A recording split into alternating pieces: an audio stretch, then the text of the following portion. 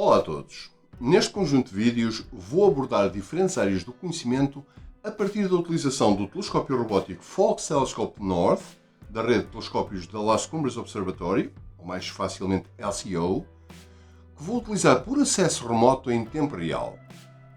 Estamos a falar de um telescópio com um espelho de 2 metros de diâmetro, situado no Observatório da Haleakala, no Havaí.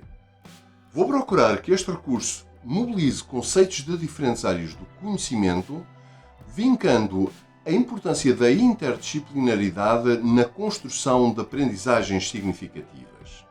Os dados e imagens desta observação ficam disponíveis no arquivo do LCO, podendo ser descarregadas e processadas por alunos e professores, nomeadamente com Salsa J, que é uma aplicação gratuita e muito fácil de utilizar.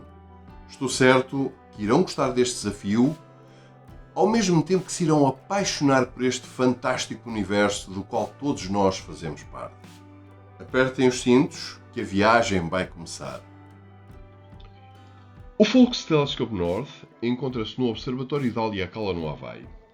Trata-se de um telescópio com um espelho de 2 metros de diâmetro que integra a rede de telescópios robóticos do Las Cumbres Observatory, doravante referido por LCO. Este observatório está a 3.000 metros de altitude, acima das nuvens de baixa e média-baixa altitude, como os estratos e os cúmulos. Esta localização apresenta ainda uma baixa umidade relativa do ar e a ausência de poluição atmosférica e luminosa. Uma curiosidade: contrariamente ao que poderíamos pensar, a linha mais curta entre Coimbra e Haleakala passa acima do ciclo polar ártico. Esta é a menor distância entre estes dois pontos. Mas o melhor é mesmo verificarmos porquê. Mas nada melhor do que pegarmos num globo, num fio, e vamos verificar se é mesmo assim. Portanto, antes de mais, vamos aqui localizar o ponto de partida e o ponto de chegada que nós queremos aqui estabelecer. Portugal, aqui. O Havaí, precisamente aqui, no Pacífico. Como é que vamos fazer isto? Bom, vou usar uma corda e vou tentar fazer a ligação entre Portugal, isso passando o mais possível pelas linhas dos paralelos. E se eu fizer, teríamos isto aqui, portanto, esta linha de paralelo seria aparentemente a distância mais curta. Portanto, Portugal, aqui. Só que se eu levantar a corda, esta corda entre estes dois paralelos, eu verifico que esta distância pode ser muito encurtada, como se nós fizermos o trajeto não por ali, mas precisamente aqui acima do ciclo polar ártico. Portanto, este será, no fundo, a distância mais curta que une estes dois pontos, conforme podemos constatar aqui. Estando assim numa longitude tão diferente da nossa, será suposto também apresentar uma hora muito diferente. A rotação da Terra, em torno do seu eixo norte-sul, faz-se do oeste para este. E durante este movimento, as regiões de diferentes longitudes, definidas pelos meridianos, ficam expostas ao Sol em diferentes momentos, o que acaba por resultar em diferentes fusos horários. Em 1884, na Conferência Internacional do Meridiano, foi acordado um sistema de 24 fusos horários em redor do mundo, cada um com uma diferença de 1 hora em relação ao fuso horário adjacente, e isto tendo por referência o chamado UTC, ou seja, o Tempo Universal Coordenado. Assim, estando nós agora em junho, no horário de verão, temos mais 1 hora relativamente ao UTC. E o Havaí, neste contexto, apresenta-se a mais 14 horas. Ou seja, no fundo, separam-nos 13 horas entre Portugal e o Havaí. Dito de outra forma, se forem aqui 15 horas e 15 minutos em Portugal, serão 4 horas e 15 minutos no Havaí. E uma vez que vamos falar de telescópios, deveríamos começar por referir Hans Lippershey. Hans Lippershey, um construtor de lentes holandês, que criou em 1608 o primeiro instrumento para observar à distância. Este tubo com lentes foi usado essencialmente para fins militares e comerciais e não propriamente para observar o céu. Já em 1609, portanto um ano mais tarde, o italiano Galileo Galilei apontou este instrumento para o céu noturno e foi o primeiro homem a ver crateras na Lua, ver o movimento das luas de Júpiter, os anéis de Saturno, as fases de Vênus, entre tantas outras coisas. Foi uma janela que se abriu ao conhecimento. Viu as sombras produzidas pela paisagem lunar, observou as fases de Vênus cuja sequência colidia com o modelo geocêntrico de Ptolomeu, percebeu a existência de luas a orbitar em Júpiter, o que contrariava a ideia aristotélica de que todos os corpos orbitavam a Terra. Os telescópios dos nossos dias assentam essencialmente em três modelos. Telescópios refratores, constituídos por lentes, e que, portanto, baseiam o seu funcionamento na refração da luz. Portanto, contam com sistemas de lentes que fazem convergir a luz diretamente para o ocular. Os telescópios refletores, constituídos, portanto, por espelhos, e assim sendo, baseiam o seu funcionamento no fenómeno da reflexão da luz.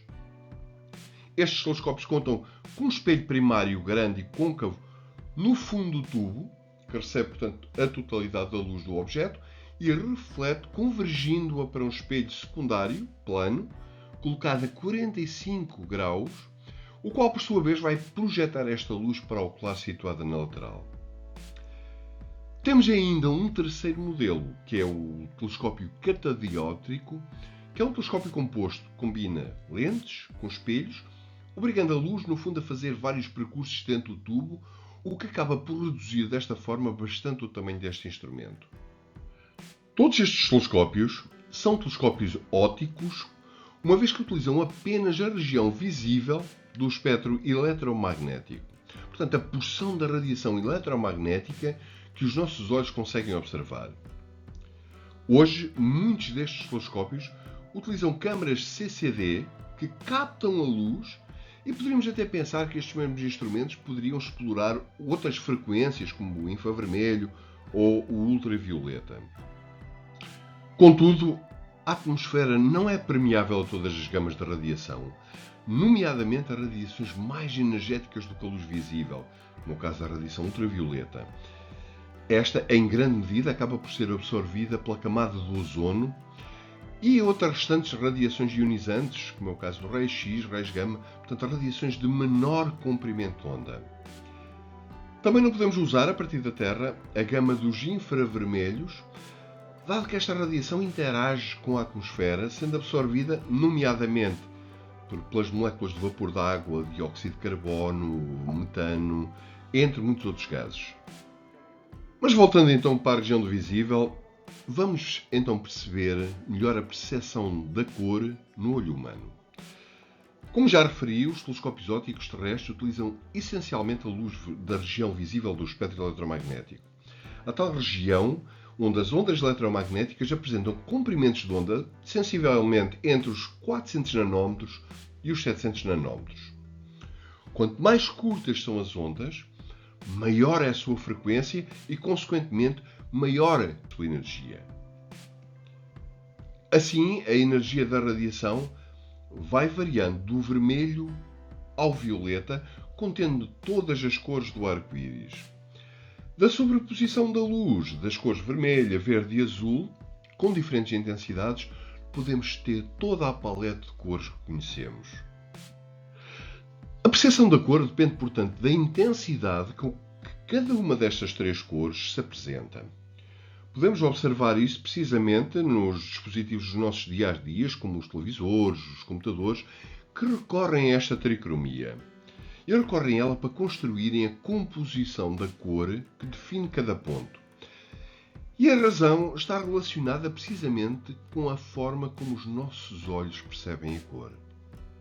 A luz, após passar pelo cristalino do olho, irá incidir na retina.